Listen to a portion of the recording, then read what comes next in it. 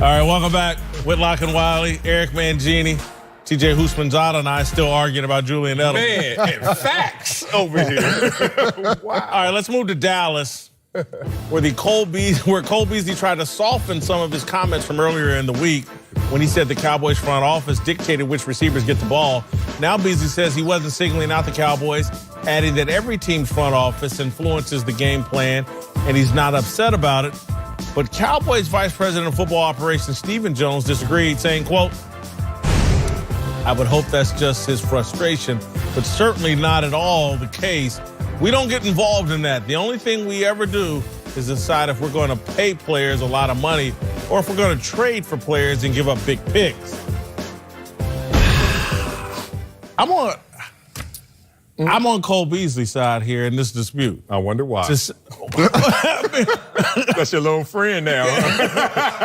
Because Stephen Jones to sit here and act like front offices don't get involved with the game plan. There's a reason why they got a little earpiece so they can listen to the play calls. There's a reason why they got a little bat phone so they can call down to the sidelines.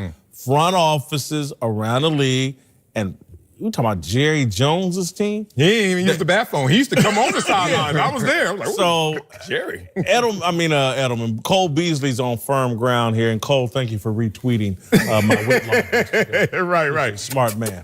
Look at that. I'm on the Cowboys side in totality. Like, look, there are moments, there are incidents.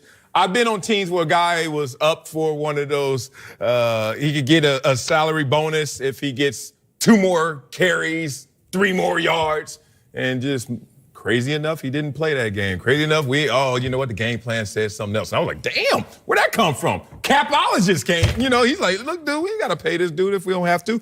I've seen it leveraged against the players, but I'm with the Cowboys in general. Like, this is crazy. I don't know what coleslaw is getting this information from your boy. Your boy getting this from. He's trying to have nuanced, deep debates on Twitter. Strike one. Like, you can't clarify yourself. You're just going to lose your day, lose your mind on this. Stephen Jones is absolutely correct. We're not trying to get involved with Cole Beasley getting touches. And Cole Beasley, you got catches. You had opportunities. You are a #1 receiver. Hey, you just got to take the L's when they happen. Yeah, I've never been a part of a situation where someone from the front office called down to the sideline and say, run this play, run that play. I think Cole Beasley has never been in a coaching meeting. He's never been in a scouting meeting. He's never been in any of those meetings, so it's hard for him to speak definitively about what happens. Now, I have been in a meeting where an owner told me that I needed to throw the ball more the week we were playing the 32 ranked run defense. That happened early in the week. So there is some influence by ownership, and there is some influence from the front office, but it's not necessarily, it's not cut and dry, same every situation that I've been in. I mean, I see it both ways. Cole Beasley, if your targets drop when Amari Cooper's there, it's like, oh, the front office wants him to get the ball. If you're the front office and Amari Cooper isn't getting his targets or getting the ball, when you have that meeting with the ownership Monday or whenever you do after a game, why wasn't Amari Cooper, why was he only targeted 3 or 4 times? We need to increase that. We need to see if we're going to pay this guy the type of money that we're going to have to pay him. So let's see if he can be that guy.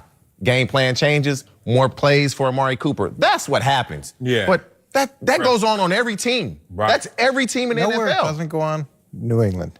That's where it doesn't go on. And to me, that's another reason why that works out, because or if it's not the owner, is it the GM, the front office people? Bill is the GM. So once people start trying to justify draft picks, once you start trying to justify big name free agents or big money free agents, that's when things get sideways. Instead of going with what the coverage is, you're trying to force the ball. And I know you get frustrated by receivers who demand the ball, and I do too. It's when it starts being about justifying or selfish interests, that's when everything gets sideways. I mean, the receivers that demand the ball, they always feel like, if I'm getting the ball, we winning. That it comes from a good place. I'm just trying to give you guys the mindset of if I'm getting the ball and I'm the best receiver on the team, more than likely I'm helping the team win. It looks and comes off as selfishness, but it's really, if I play well, the team does well. Yeah, that's where the mentality of the diva. It's not being a diva until you're double coverage, and it doesn't work out well. Exactly. And that's why the other guy on the other side gets off, and that's where you have those teams that have 2 real good receivers. All right, coming up, we'll give you our approval ratings for Michael Thomas. And Uncle Jimmy will be here to stir things up. You got bees again. Man, the beekeeper. Oh, that's like a SWAT team. I thought it was like a welder. A welder. What?